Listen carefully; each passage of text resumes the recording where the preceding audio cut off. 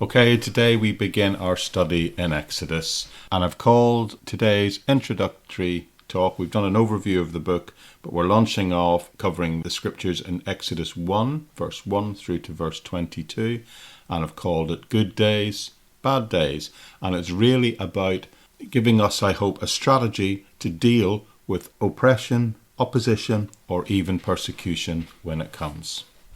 Now, we've all heard the expression, the good, the bad, and the ugly. Maybe you've seen a film that was called that.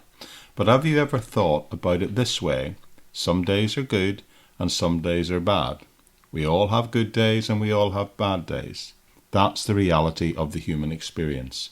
Wonder just how many of you listening today have had a bad day recently. Maybe even today is a bad day for you.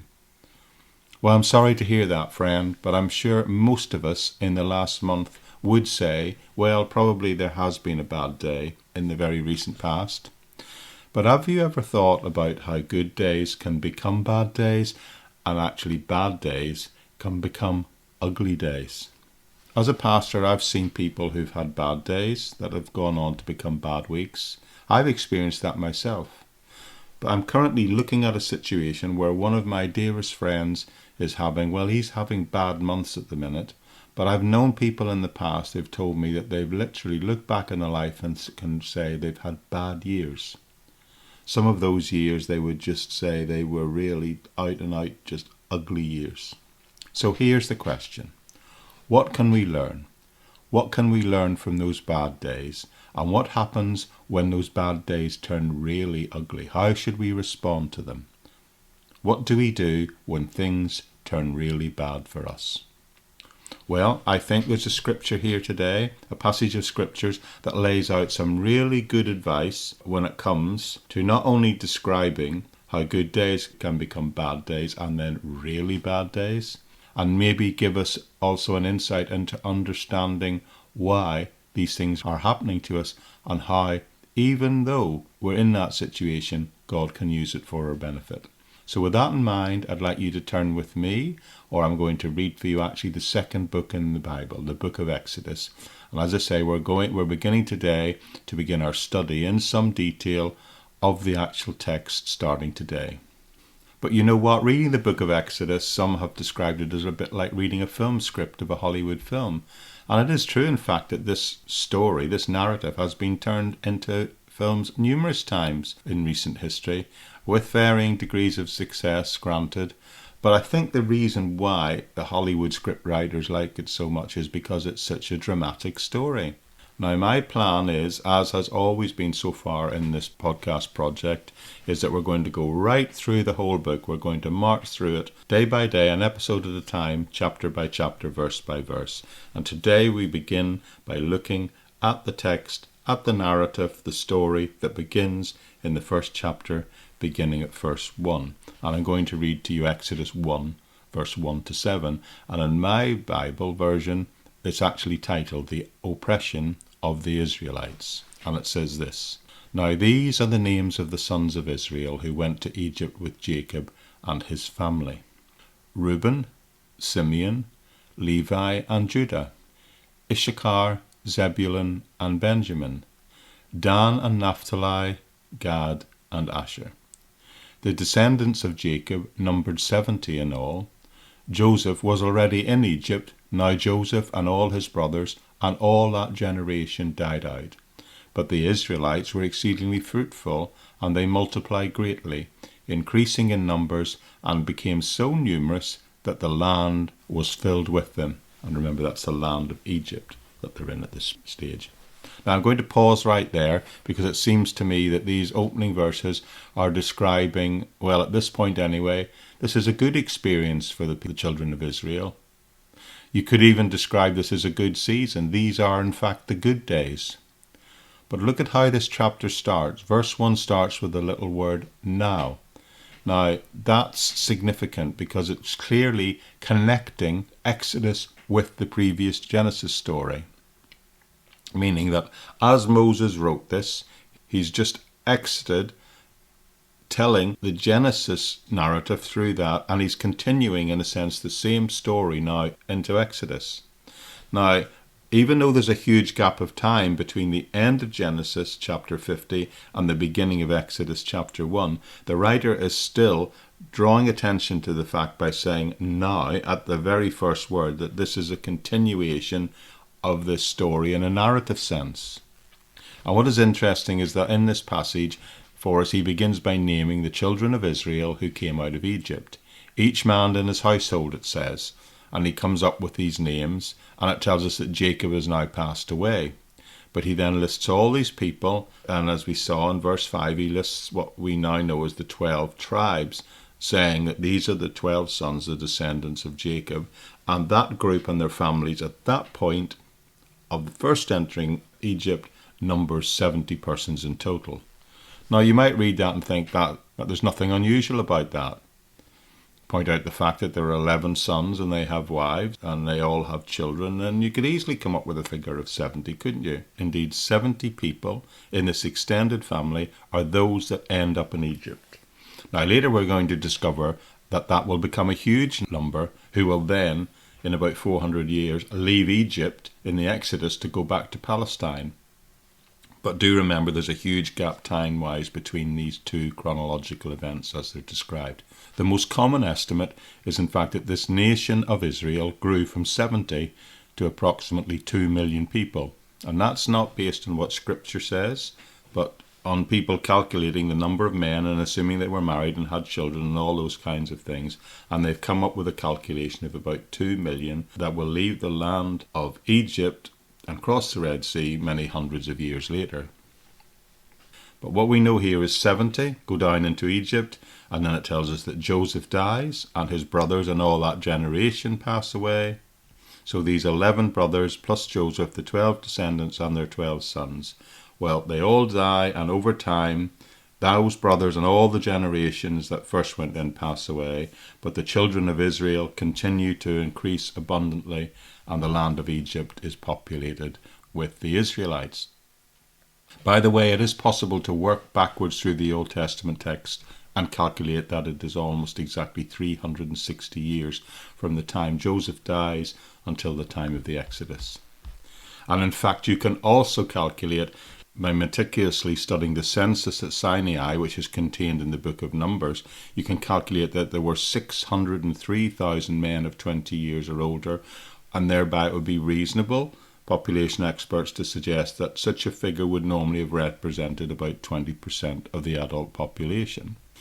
Which, though that figure on first hearing may have sounded a huge increase, it is actually a population growth of about 5%, which it turns out is entirely reasonable.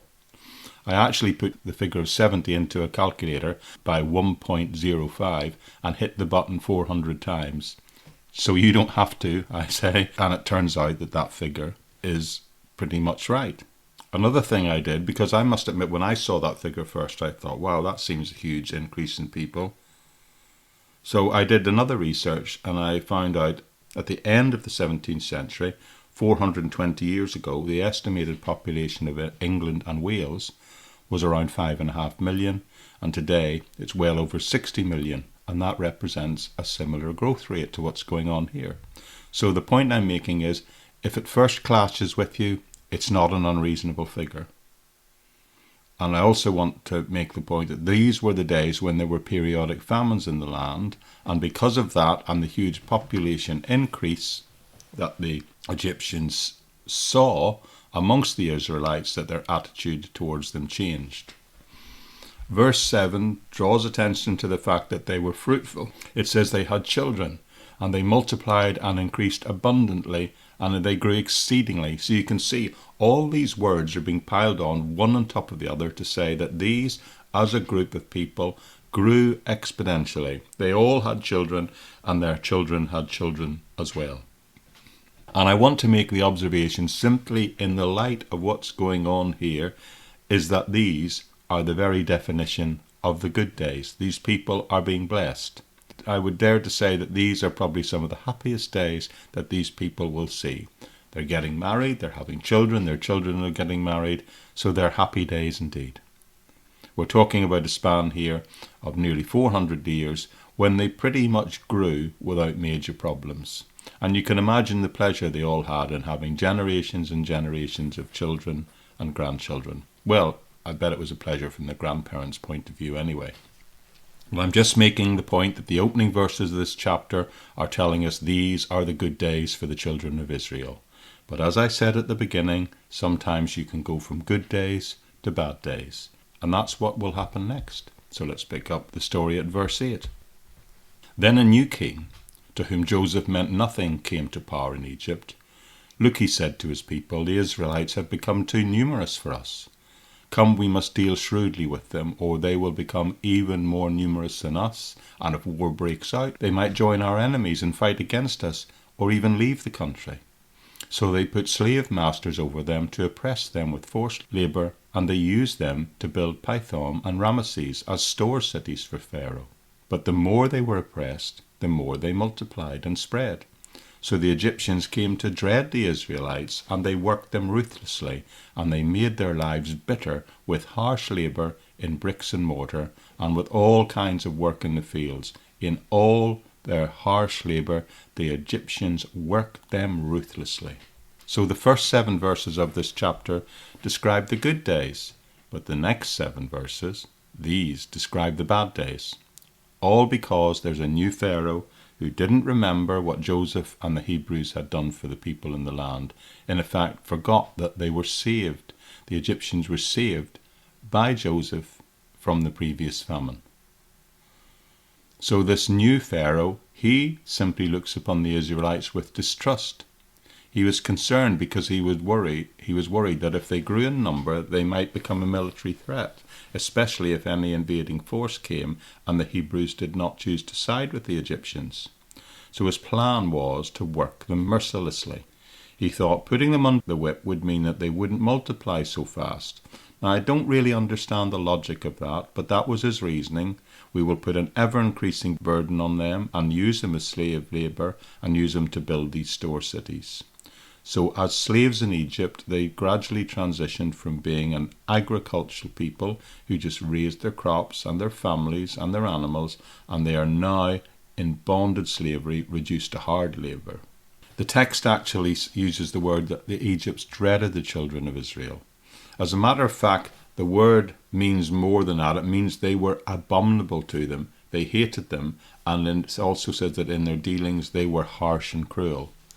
Just as an aside, very recently archaeologists have dug up pictures in Egypt showing Semitic people indeed working as slaves, making bricks and carrying them.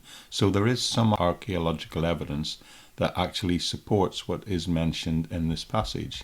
So anyway, at this point, the Israelite people have gone from the good times to the bad times. But there are times, when things can go from bad to downright ugly. And I think it would be safe to say that what happens here in this situation, as they're struggling through, well, it crushes their spirit. As a matter of fact, it says over time the children of Israel groaned because of the state of the slavery they found themselves in, and they cried out, and their cry was heard by God. But before I continue, let me just finish the story. Let me just show you how things that are bad, and you think they couldn't get any worse.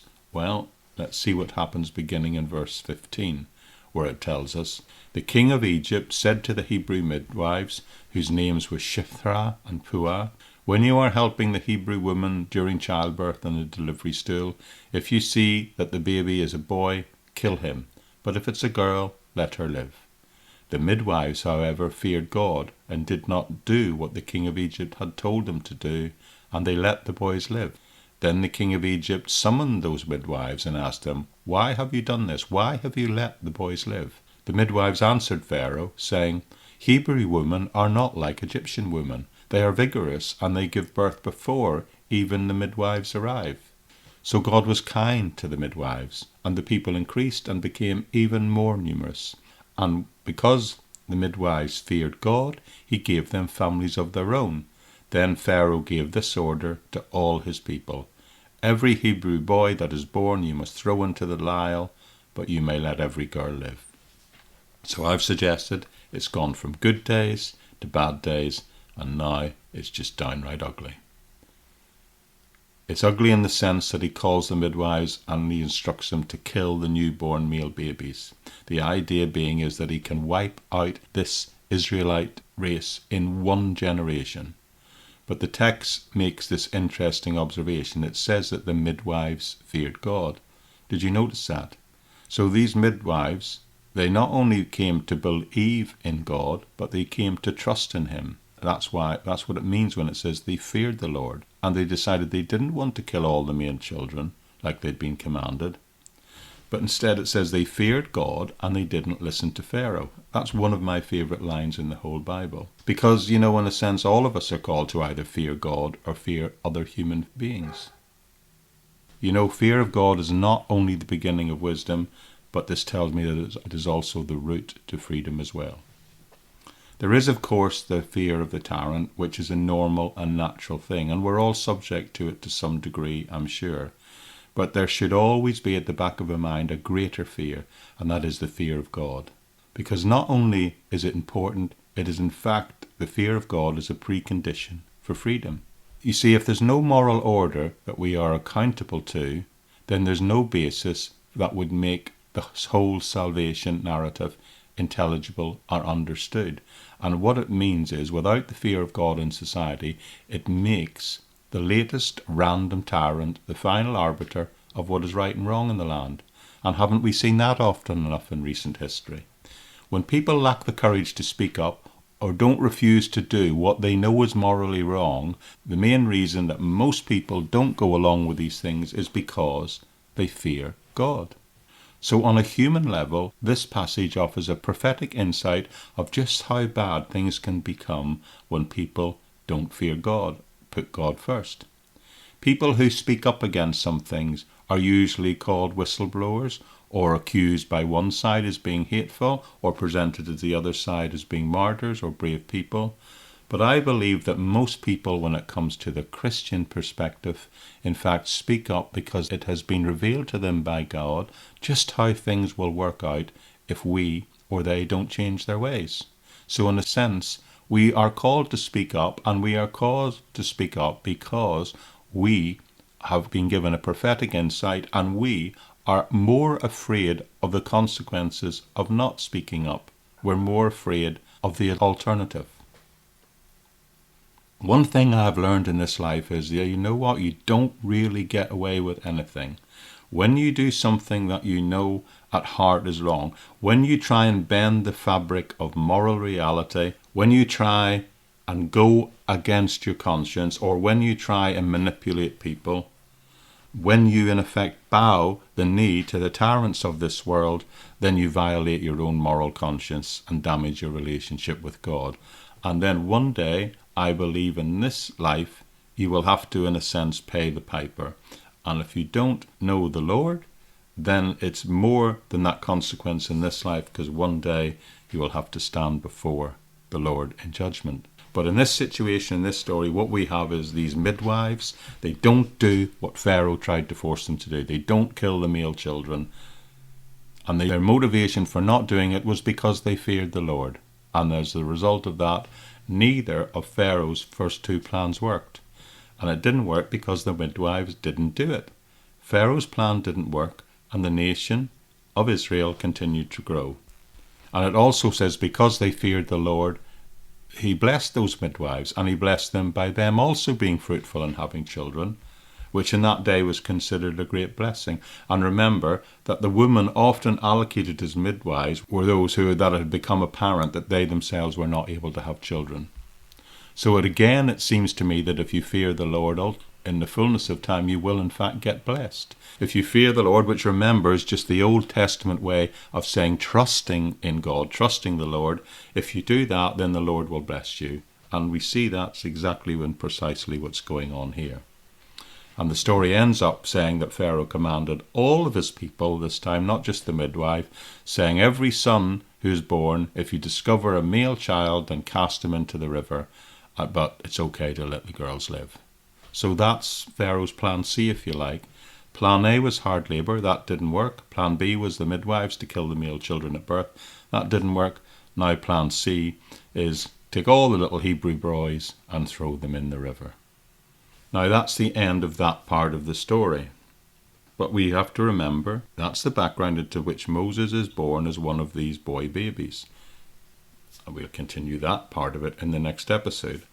But we're stopping at that point, and I want to wrap up today by simply saying the first part of this chapter of the first book of Exodus tells us about the good days, then the second part tells us about the bad days, and the third part tells us about these downright nasty, ugly days.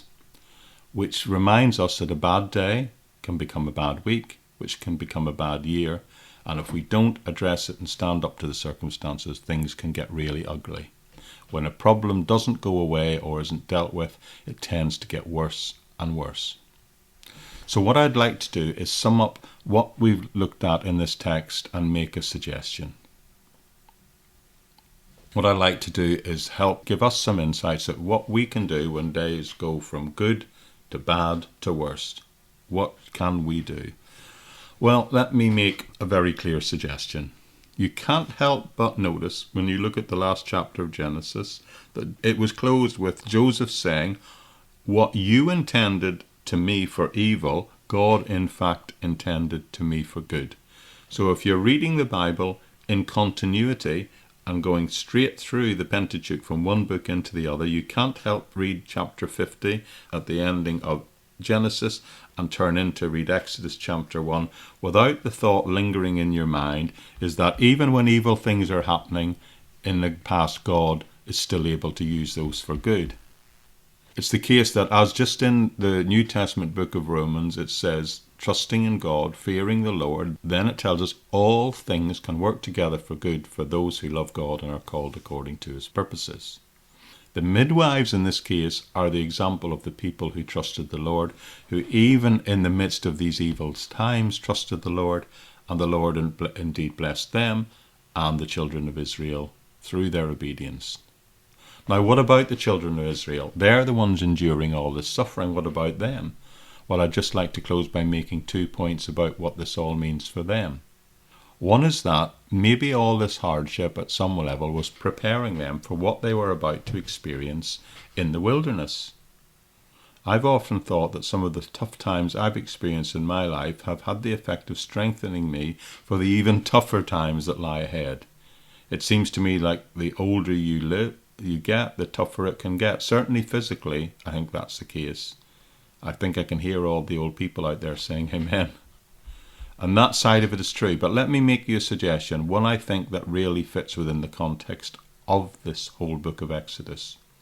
What do you think the effect of all this tribulation on all these Hebrew people, the children of Israel, what do you think the effect of it was? How did they respond to it?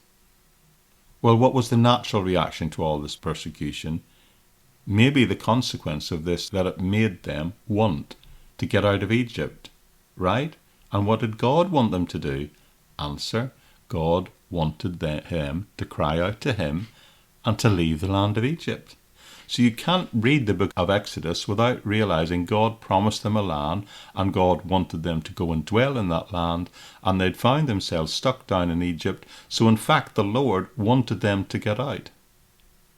So what I would suggest to you is that all this hardship, although not good in and of itself, gave them a desire to do the will of God, which is to cry out to him and to try and get out of this land. And I think that's the key to the story.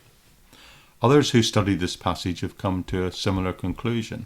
A very well-known current theologian called Dennis Prager said this: God used these practices of Pharaoh's to stir up the people of God to desire deliverance from Egypt. And someone else I read said, God's purpose in granting the increase seems to have stirred up in the people the fear of the Egyptians, so much so that they desired deliverance.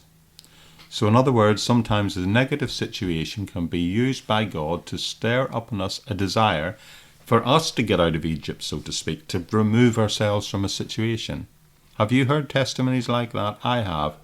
In fact, on a very human level, I endlessly see and hear about people who, through tough times, all of a sudden decide they need to go back to church or they need to go back to seeking the Lord. You know, sometimes God puts you flat on your back so that you will look up to the stars and seek him. And I believe that's part of what's going on here. But listen well, friends, you don't have to have a bad day to do that or for this to happen. You can choose to do it on the good days if you wish. So what I'd like to leave you with is the thought that whether it's a good day, a bad day, or an ugly day, all these things should lead us to look to the Lord. In other words, look to the Lord no matter what's happening in your life. Whether life is good or bad or ugly, you just need to look to the one who loved you and loved you first. Another Bible commentator I read said this: "The central idea of this passage is that God faithfully fulfills his covenant promises in spite of severe or even life-threatening opposition. Even Pharaoh, the most popular man on earth at that time, could not thwart God's promises to the people. In fact, God actually used Pharaoh's opposition as a means of carrying out his promise." Listen hard, friends. I know it's a tough truth, but it's the truth nonetheless. Sometimes the best thing that can happen to you is the bad stuff, the bad days, the ugly days, because through them it can teach you to cry out to the Lord, to trust in him, to remove yourself from those wrong situations. And in doing that, you can know that the Lord will always be with you, whether the times are good or bad or even downright ugly. You know that he will be with you always to the very end of the ages. Amen.